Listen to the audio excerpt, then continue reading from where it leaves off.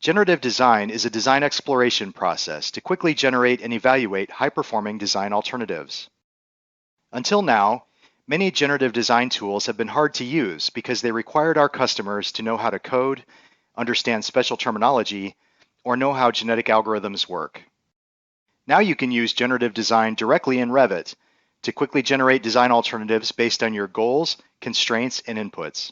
Generative design provides a set of sample study types to demonstrate how this tool can be used to generate outcomes for design challenges.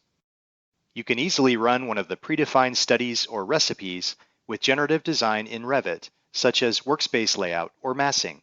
Let's suppose you want to determine the best arrangement of desks in a large room. Your goals are to maximize the number of desks while also maximizing views to the outside. You may also want to minimize the distance from each desk to the nearest exit. After generative design has completed a study, you can explore the design alternatives to find the solution that best meets your needs. For each outcome, the parallel coordinates chart highlights its input and output values. You can also use this chart to filter and prioritize outcomes by simply clicking and dragging over one or more of the columns.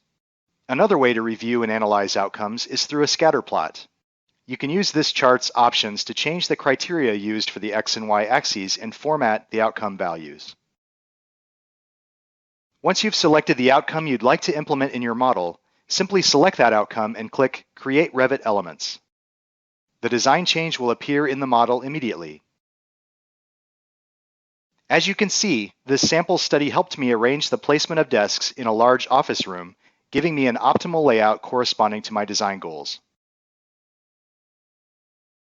There are two other studies or recipes ready to be used. Maximize window views.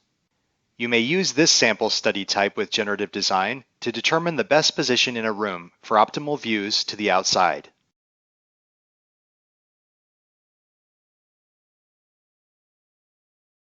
Three-box massing.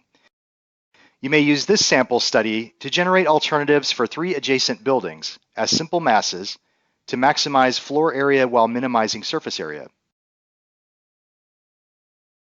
Start using generative design in Revit today to quickly evaluate design options and save time with automation.